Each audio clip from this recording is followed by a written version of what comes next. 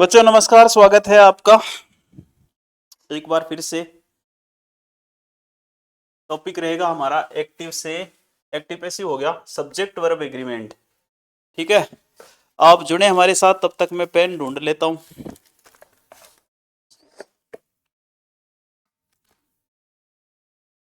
ठीक है, तो अपन आज स्टार्ट करने वाले हैं subject verb agreement. Subject verb agreement आज का अपना टॉपिक है और subject verb agreement English grammar में अपने आप में एक अलग ही इम्पोर्टेंस रखता है। इस टॉपिक के संबंध में आज अपन यहाँ पर बात करेंगे। ठीक है, टॉपिक क्या है हमारा? Subject verb agreement. Subject verb agreement जिसको मैं लिखूंगा यहाँ पर SVA, क्या बोलते हैं इसको? Subject verb agreement.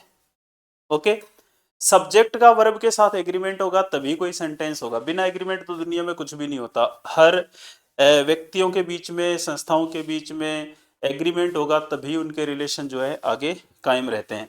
तो ऐसे ही इंग्लिश ग्रामर में भी सब्जेक्ट का वर्ब के साथ एग्रीमेंट होना जरूरी है। अगर सब्जेक्ट का वर्ब के साथ एग्रीमेंट नहीं होगा तो फिर यहाँ पर सेंटेंस भी नहीं बनेगा। एक सेंटेंस को बनाने के लिए सब्जेक्ट का वर्ब के साथ एग्रीमेंट होना जरूरी है। और ये जो वर्ब है ये सब्जेक्ट के हिसाब से चलेगी, मतलब बात वर्ब की नहीं चलेगी। सारा काम किसके हिसाब से होगा?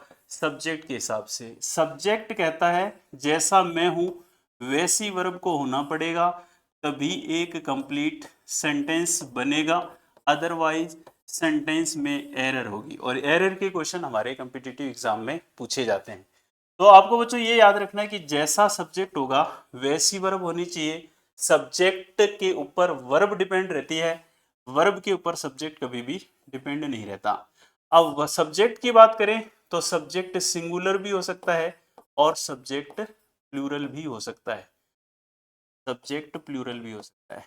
अब अगर किसी सेंटेंस में सब्जेक्ट सिंगुलर है तो इस वर्ब को भी सिंगुलर होना पड़ेगा, और अगर सब्जेक्ट प्लूरल है तो इस वर्ब को भी प्लूरल होना पड़ेगा। मतलब वर्ब की यहाँ कुछ भी नहीं चलेगी, चलेगी किसकी? सब्जेक्ट की। अब लेकिन वर्ब या सब्जेक्ट सिंगुलर कब होते हैं, ये एक दिक्कत आती है स्टूडेंट्स के सामने। तो अगर सब्जेक्ट प्लूरल होगा तो क्या होगा? कैसे पहचानेंगे कि हम सब्जेक्ट प्लूरल है और कैसे पहचानेंगे कि हम वर्ब प्लूरल है? तो सब्जेक्ट प्लूरल होगा, अगर सब्जेक्ट प्लूरल होगा तो उसकी एक निशानी होगी कि उस सब्जेक्ट के साथ एस या ईएस होगा। मैं सिर्फ नाउन की बात कर रहा हूँ।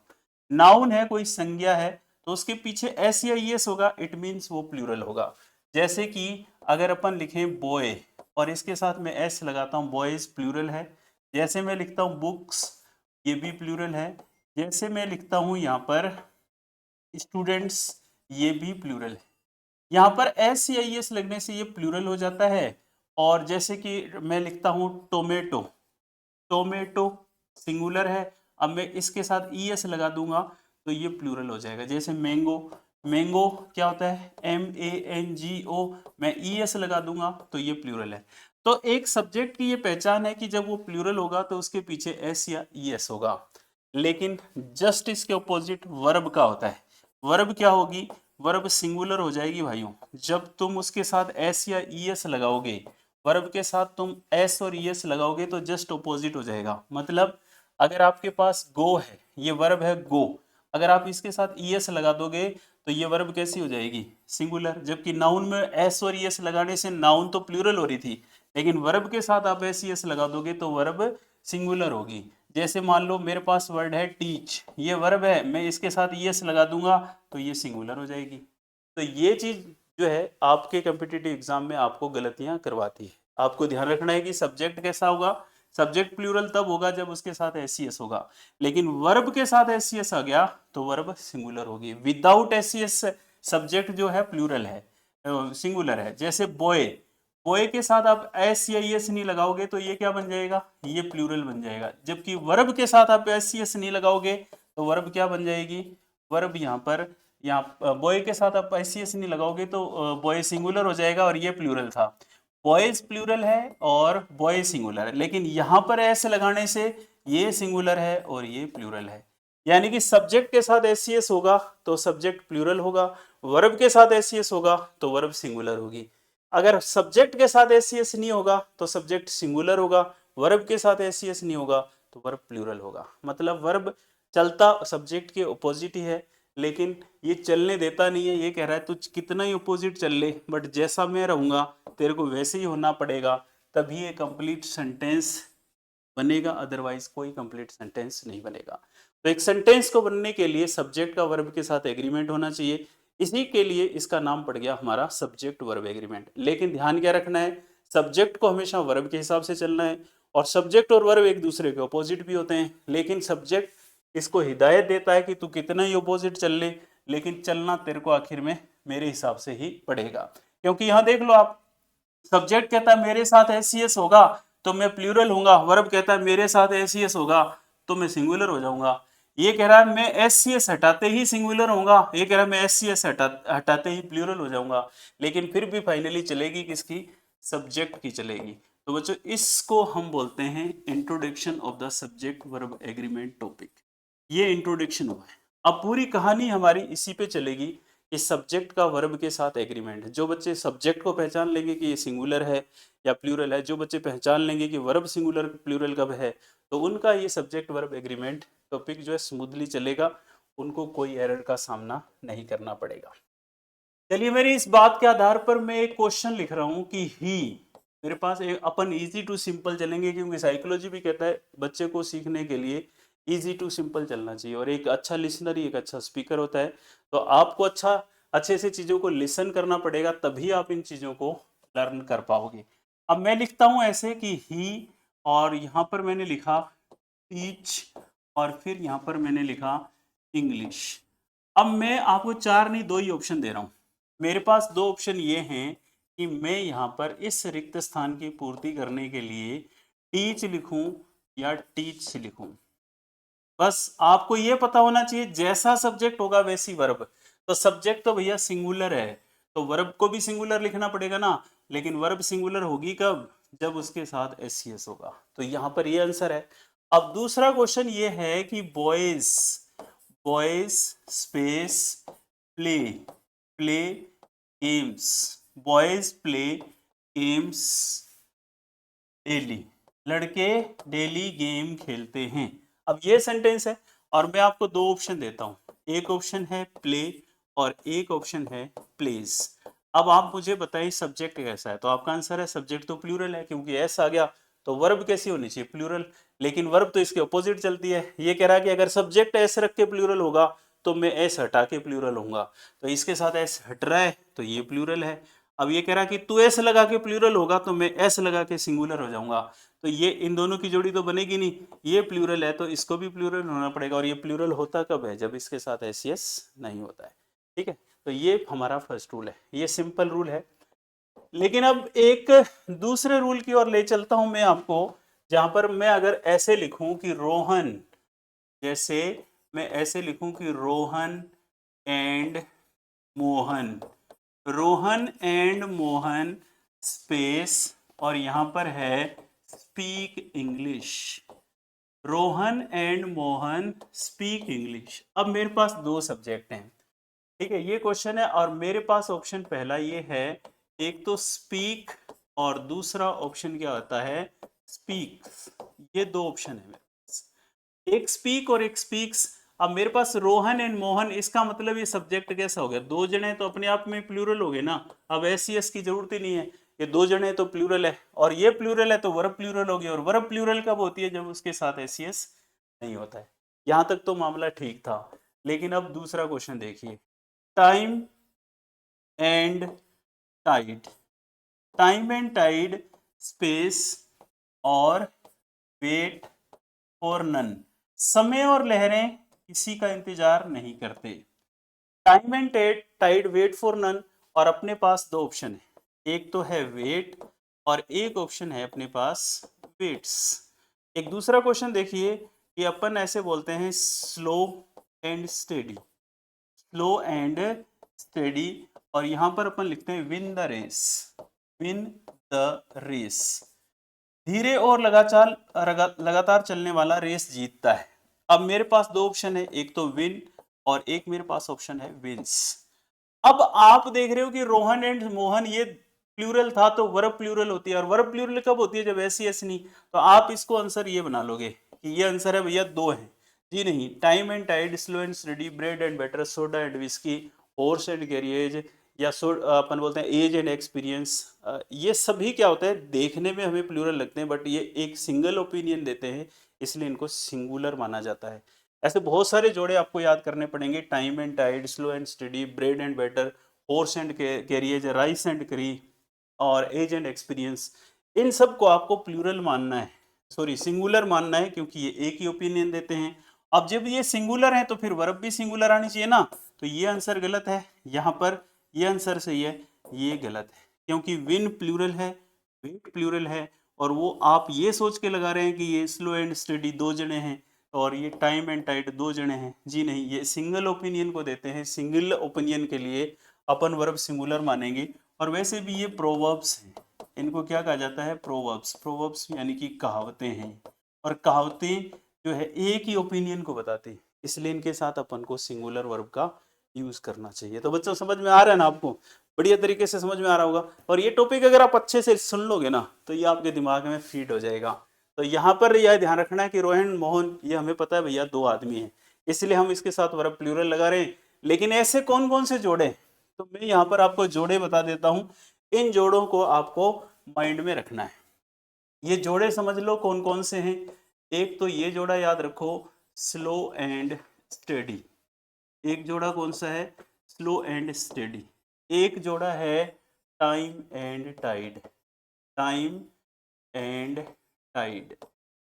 एक जोड़ा है अपना कौन सा, soda and whisky, soda and whisky.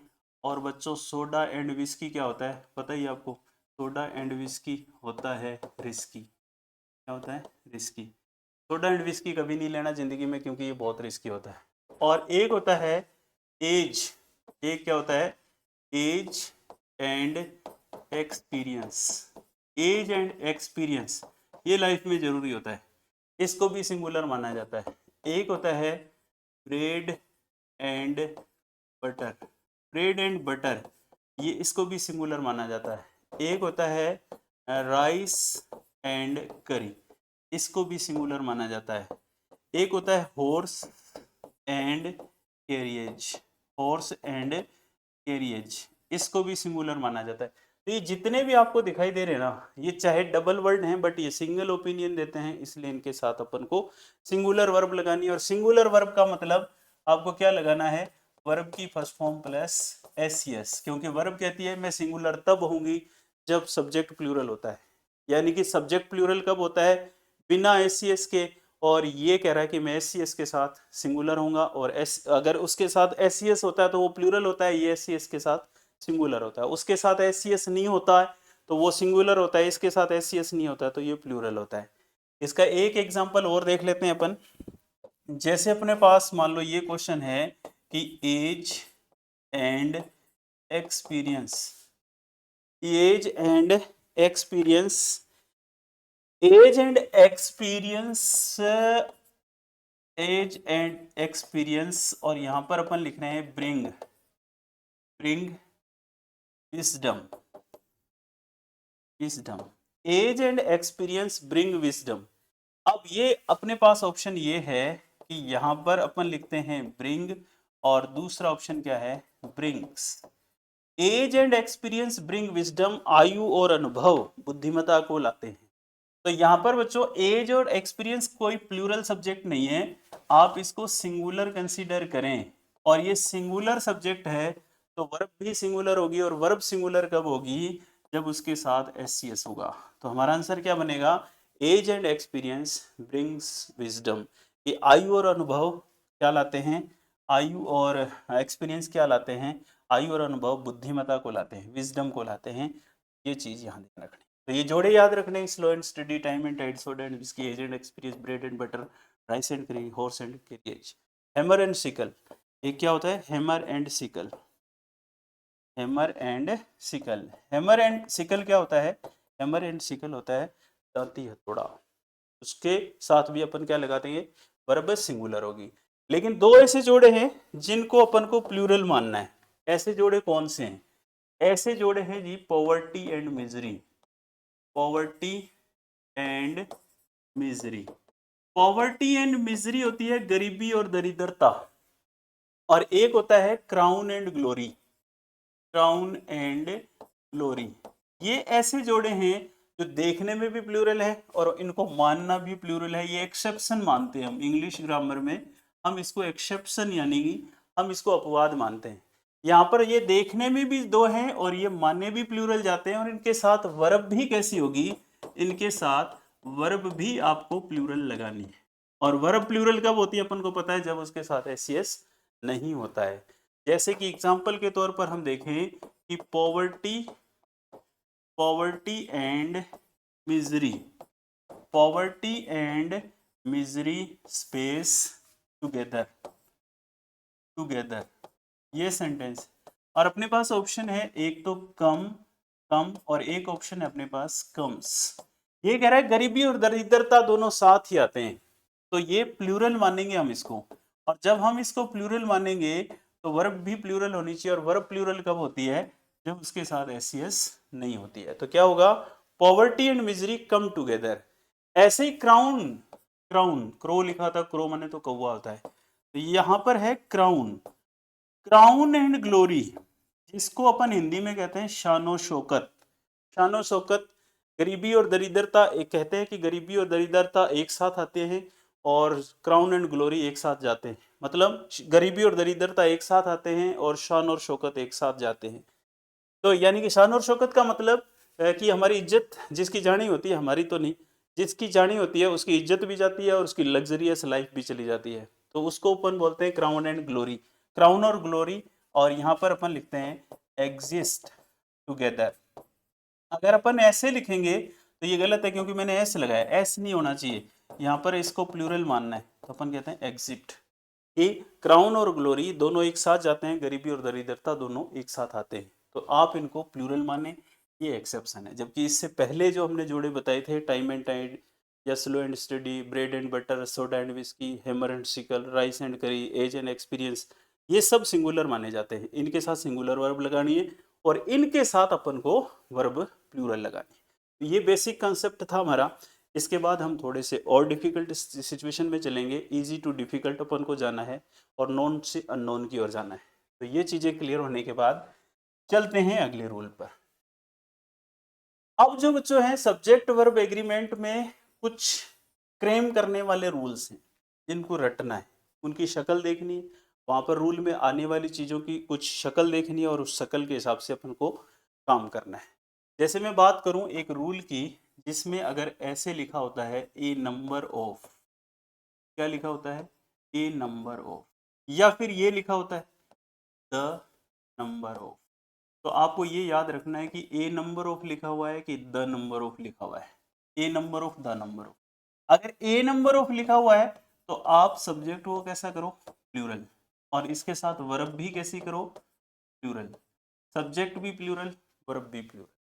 और अगर द नंबर ऑफ लिख रहा है तो आप एक काम करो, सब्जेक्ट तो करो प्लूरल और वर्ब को करो सिंगुलर, वर्ब को करो सिंगुलर। जीके की तरह रूल को याद करना है, कि ज्यादा दिमाग नहीं लगाना है यहाँ पर, बस आप ये देखो कि ए नंबर ऑफ है या द नंबर ऑफ है। अब इसके हिसाब से मान लो मैं एक क्वेश्चन बनाता हूं, अब मैं बात करूंगा एरर वाले कुछ क्वेश्चंस की।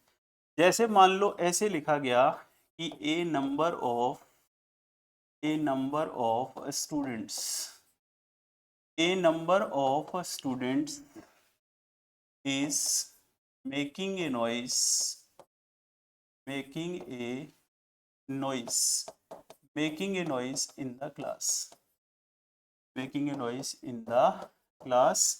और यहां पर अपन लिखते हैं नो एरर, ठीक है, इस तरह से। ये सेंटेंस का ए पार्ट, ये सेंटेंस का बी पार्ट, ये सेंटेंस का सी पार्ट और ये सेंटेंस का डी पार्ट। अब अपने से ये पूछा जा रहा है कि बताओ सेंटेंस के किस पार्ट में एरर है। अगर आपको लगता है ए पार्ट में एरर है तो आंसर ए, बी में लगता है तो बी, सी में लगता है तो सी, और आपको लगता है कोई एरर नहीं है तो answer D.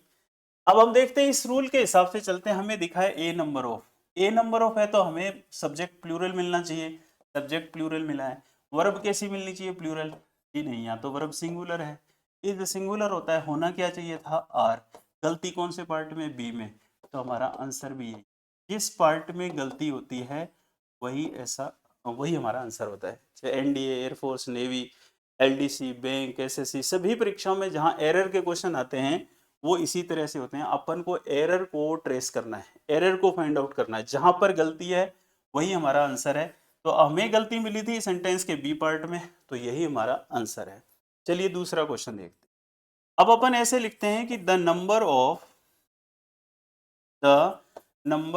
Players, the number of players play well, play well. फिर अपन इसमें ऐसे लिखते हैं, the number of players play well in this team, in this team, और no error. N E short में लिख रहा हूं मैं इसको, है ना। तो ये सेंटेंस का ए पार्ट है, ये सेंटेंस का बी पार्ट है, और ये सेंटेंस का सी पार्ट है, और ये सेंटेंस का डी पार्ट है। एन ई से आप समझे नो एरर। अब देखो, मुझे ये रूल पता था कि द नंबर ऑफ के साथ सब्जेक्ट प्लूरल होता है, ये रहा द नंबर ऑफ, सब्जेक्ट भी प्लूरल है, और वर्ब कैसी होनी चाहिए, सिंगुलर। लेकिन वर्ब सिंगुलर तो तब होती है ना जब उसके साथ एस या ई एस होता है। मतलब वर्ब सिंगुलर कब होती, जब उसके साथ एस या ई एस होता। मतलब यहाँ पर प्लेज होना चाहिए, तो था दे क्या रखा है, प्ले। तो हमने गलती ढूंढी है कौन से पार्ट में, बी में। और आंसर क्या होगा, आसान है ना सर, बहुत आसान है कि नहीं, बताओ बच्चों, आसान है कि नहीं है, आसान है ना, समझ में आ रहा होगा आपको। और मैं पानी पी लेता हूं और आप इसको जब तक देख लो।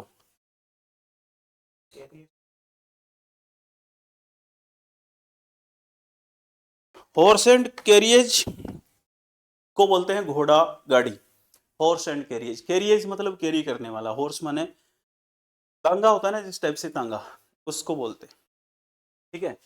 तो a number of, the number of में आपको बस ये देखना है कि द ए नंबर ऑफ के साथ सब्जेक्ट भी प्लूरल और वर्ब भी प्लूरल, जबकि द नंबर ऑफ के साथ सब्जेक्ट तो प्लूरल बट वर्ब सिंगुलर। चलो नेक्स्ट रूल पे चलते हैं। अगला रूल भी कुछ इसी तरह का है। यहां पर हम बात करेंगे मोर देन वन की। मोर देन वन, मोर देन वन के साथ डियर स्टूडेंट्स दो टाइप के क्वेश्चन पूछे जाते हैं।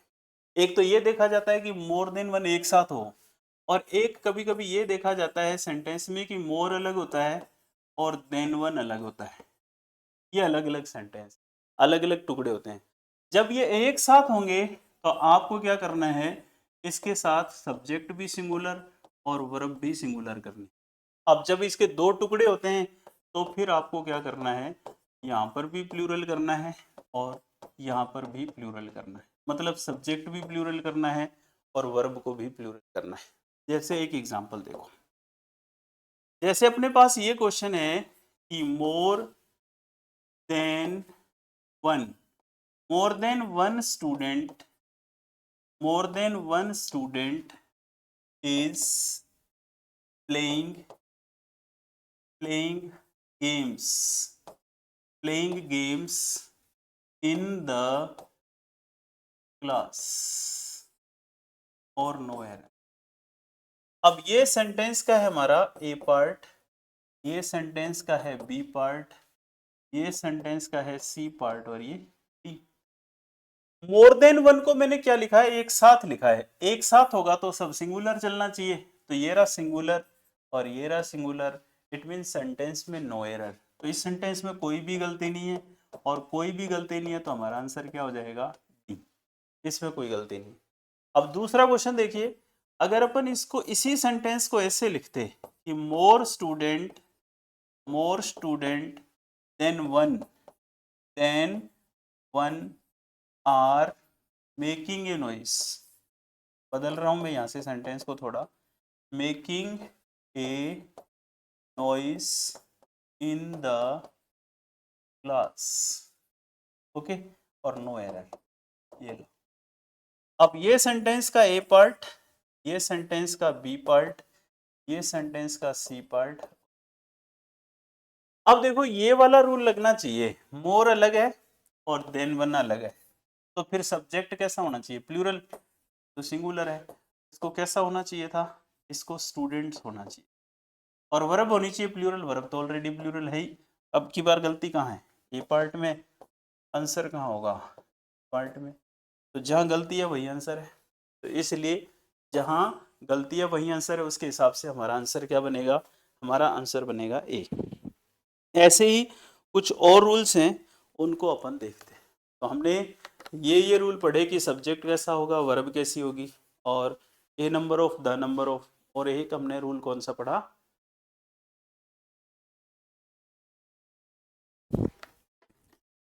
ए number of, the number of more than one. तो ये रूल हमने पढ़े। अब एक रूल और देखते हैं, नेक्स्ट रूल। नेक्स्ट रूल देखिए सब्जेक्ट वर्ब एग्रीमेंट का। अगला रूल कहता है कि अगर यहां पर नाउन है, नाउन मीन कोई भी सब्जेक्ट है, और फिर ऑफ है, और फिर यहां पर एक दूसरी नाउन है, तो यहां पर जो वर्ब होगी वो किसके हिसाब से होगी, दो नाउन है, एक नाउन तो ये है और एक नाउन ये है, वर्ब किसके हिसाब से होगी, आंसर है वर्ब अकॉर्डिंग फर्स्ट नाउन। अगर नाउन ऑफ नाउन होता है तो verb must be used according to the first subject या फर्स्ट नाउन। तो यहाँ पर दो नाउन होगी और बीच में ऑफ होगा, तो वर्ब हमेशा फर्स्ट नाउन के हिसाब से आएगा, इसके हिसाब से आएगा। इस पर भी बहुत सारे शानदार से क्वेश्चन बनते हैं। जैसे मान लो क्वेश्चन नंबर 1 देखिए, क्वेश्चन नंबर 1 है the application, question number 1, the application of these students, the application of these students has been rejected by the principal, by the principal or no, NE। अब ये sentence का A part, ये sentence का B part, ये sentence का C part, और ये, और अपना रूल अपन ने ये वाला अप्लाई किया है। देख लो कैसे किया है, एप्लीकेशन, बीच में ये एक नाउन होगी और ऑफ आ गया, ये दूसरी नाउन स्टूडेंट्स, बीच में क्या है ऑफ, एक नाउन ये, एक नाउन ये, बीच में ऑफ, तो वर्ब किसके अकॉर्डिंग, फर्स्ट नाउन के अकॉर्डिंग। फर्स्ट नाउन क्या है, एप्लीकेशन, सेकंड नाउन क्या है, स्टूडेंट्स, तो वर्ब इसके हिसाब से चलेगी ना। तो एप्लीकेशन सिंगुलर थी, वर्ब भी सिंगुलर है, सेंटेंस में नो एरर। ऐसे ही मान लो दूसरा क्वेश्चन अपन देखते हैं कि the milk of cows, the milk of cows are very useful, ठीक है, the milk of cows are very useful, very useful, और नो एरर। अब देखो यहां पर ये सेंटेंस का ए पार्ट, ये सेंटेंस का बी पार्ट, ये सेंटेंस का सी पार्ट और डी। अब हमारी फर्स्ट नाउन क्या है, मिल्क, सेकंड नाउन क्या है, काउस। स्टूडेंट्स क्या करते हैं, काउज आर, यहाँ जोड़ा बना दिया, हाँ काउज आर होता है भाई, बट यहाँ पर नाउन फर्स्ट वाली देखी जाएगी जिसके साथ वर्ब आएगी। तो फर्स्ट वाली नाउन क्या है, मिल्क, और मिल्क आर नहीं होता, मिल्क क्या होता है, इज होता है। तो जब भी दो सब्जेक्ट आपस में ऑफ से जुड़े होंगे तो वर्ब हमेशा फर्स्ट सब्जेक्ट के अकॉर्डिंग आएगा। ऐसे तमाम एग्जाम्पल और भी देखेंगे अपन। जैसे मान लो ऐसे एग्जाम्पल की और बात करूं तो मैं क्वेश्चन नंबर 3 है कि the students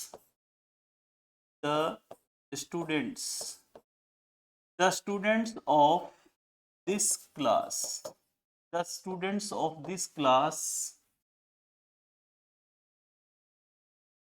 is not making a noise, not making a noise, और नो एरर, ठीक है। अब ये सेंटेंस का है ए पार्ट, ये सेंटेंस का है बी पार्ट, ये सेंटेंस का है सी पार्ट, और ये है D. The students of this class is not making a noise. अब देखो बच्चों यहाँ पर स्टूडेंट्स एक नाउन है और क्लास दूसरी नाउन है। आप क्लास इज करोगे जब तो ये गलत हो जाएगा, क्योंकि आपको ऑफ से पहले वाला नाउन लेना है, इस नाउन के हिसाब से चलना है। अब ये नाउन क्या है, स्टूडेंट्स, तो यहाँ पर वर्ब कैसे होनी चाहिए, यहाँ पर वर्ब होनी चाहिए आर। ये बन जाएगा the students of this class are not making a miss. ऐसे ही क्वेश्चन नंबर 4, क्वेश्चन नंबर 4 है कि songs the songs of this movie the songs of this movie और is boring ऐसे लिख रहे हैं और ये है नो एरर। अब ये सेंटेंस का क्या है, ए पार्ट, ये सेंटेंस का हो गया बी पार्ट, ये हो गया सी और ये हो गया डी।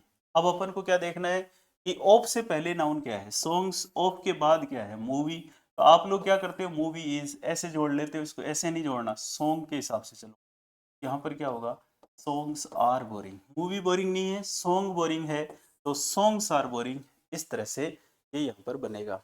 अब आपने जितने भी कॉन्सेप्ट पढ़े हैं उनके ऊपर अपन एक छोटी सी एक्सरसाइज करेंगे, शुरू से लास्ट तक अभी तक जितने भी आपने रूल पढ़े हैं ना, इन सब के ऊपर अपन यहाँ कुछ क्वेश्चन करेंगे। जो जो कॉन्सेप्ट आपने पढ़े हैं वो कॉन्सेप्ट ये हैं और इनके आधार पर अब अपन करेंगे कुछ क्वेश्चंस। ठीक है, ये सारे आपने पढ़ लिए, इनके ऊपर चलते हैं क्वेश्चन लेके। तो चलो क्वेश्चन के लिए हो जाएं तैयार, देखें कि कौन कौन से बच्चे करेक्ट आंसर अपन को देते हैं और किन किन को बात समझ में आई, कौन कौन अच्छे लिसनर बने और जो जो अच्छे अच्छे लिसनर थे वही भविष्य में अच्छे अच्छे स्पीकर बनेंगे। यहाँ तक पढ़ लिया। चलिए प्रैक्टिस, प्रैक्टिस के लिए हैं कुछ क्वेश्चंस, प्रैक्टिस के लिए हैं कुछ क्वेश्चंस और इसमें सबसे पहला क्वेश्चन, इसमें पहला क्वेश्चन है कि the news of his failure has been received by us. पहला सेंटेंस ही ए पार्ट, ये हो गया बी, ये हो गया सी, डी। दूसरा क्वेश्चन है bread and butter, bread and butter bakes a good breakfast, a good breakfast. अब तक हमने जो पढ़ा केवल उन्हीं के क्वेश्चन कर रहे हैं अपन। देखें आपकी मेमोरी के आधार पर आपको कितनी बातें समझ में आई। ये हो गया बी, ये हो गया सी, ये हो गया, और तीसरा है some players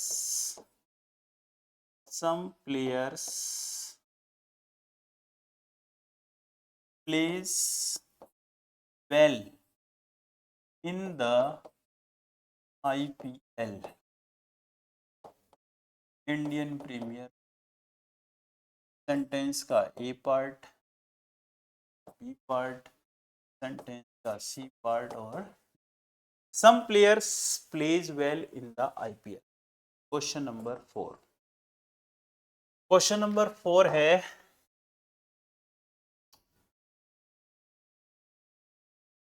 they laughs in the class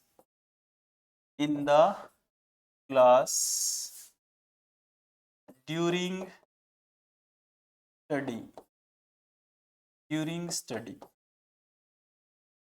question number 4th, एक क्वेश्चन और देखिए।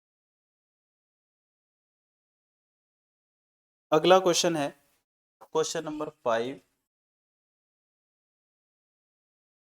अगला क्वेश्चन है कि द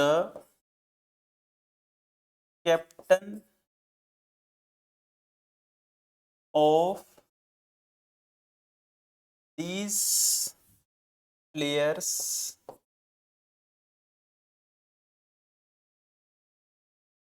plays well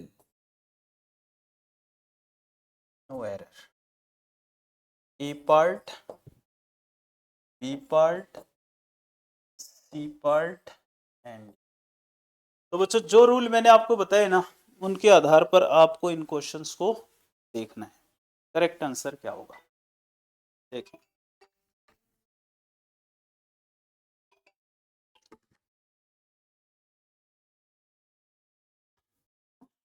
बताएंगे आप मुझे कि करेक्ट आंसर क्या होगा।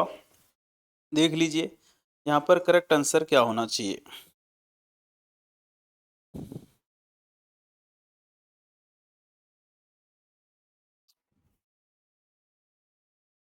ठीक है, चलो बात करते हैं इन आंसर्स की। बहुत इजी है, कुछ भी मुश्किल नहीं है। एक तो न्यूज़ के साथ हमेशा वर्ब सिंगुलर आती है, तो यहाँ पर सिंगुलर ही है। और वैसे भी रूल क्या था कि ये ऑफ एक नाउन तो ये होगी, और ये बीच में ऑफ आ गया एक नाउन ये होगी, और दोनों ही सिंगुलर है यहाँ तो खैर, लेकिन वर्ब इसके हिसाब से चलेगी। तो न्यूज़ ऑफ से पहले न्यूज़ सिंगुलर होता है, वर्ब सिंगुलर है, इस सेंटेंस में कोई भी एरर नहीं है। तो आंसर क्या होगा, आंसर होगा डी। दूसरा क्वेश्चन है ब्रेड एंड बटर। ये देखने में भले ही दो सब्जेक्ट हैं, मैंने अभी आपको लिस्ट बताई थी, slow and study time and aid horse and career, age and experience, वहां पर ब्रेड एंड बटर भी था। ये देखने में भले ही दो है, लेकिन ये सिंगुलर कंसीडर होता है, और जब ये सिंगुलर कंसीडर होता है तो वर्ब भी सिंगुलर होती है, और वर्ब सिंगुलर कब होती है, जब उसके साथ एस होता है। इस सेंटेंस में भी यहाँ पर कोई एरर नहीं है, क्योंकि वर्ब सिंगुलर ही है। यहाँ पर भी आंसर डी है।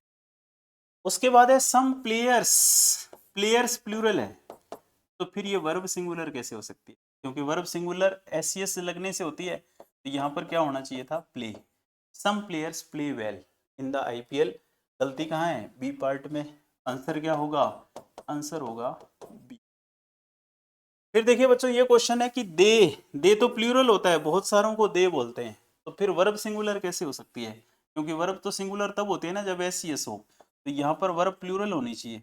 ये होना चाहिए था they laugh in the class during study. तो यहाँ पर ये गलती कहाँ है, ये गलती है ए पार्ट में, तो डेफिनेटली आंसर क्या होगा, ए। अब the captain of these players, एक नाउन तो ये है और एक नाउन है प्लेयर्स, ठीक है, ये दो नाउन और बीच में कौन आ रहा है, ऑफ। वर्ब किसके अकॉर्डिंग चलेगी, कैप्टन। कैप्टन कैसा है, सिंगुलर। वर्ब कैसी है, सिंगुलर, क्योंकि एस होता है तो वर्ब सिंगुलर है। इस सेंटेंस में कोई एरर नहीं है, आंसर क्या होगा, डी। तो आज की इस क्लास को अपन यहीं ख़त्म करेंगे। हमने आज कुछ सब्जेक्ट वर्ब एग्रीमेंट के बेसिक रूल्स पढ़े हैं, और इस कल अपन इसको कर देंगे कंप्लीट। ठीक है, सब्जेक्ट वर्ब एग्रीमेंट आपको कैसा समझ में आया, कमेंट करके ज़रूर बताएं। मिलते हैं अगली क्लास में, नमस्कार।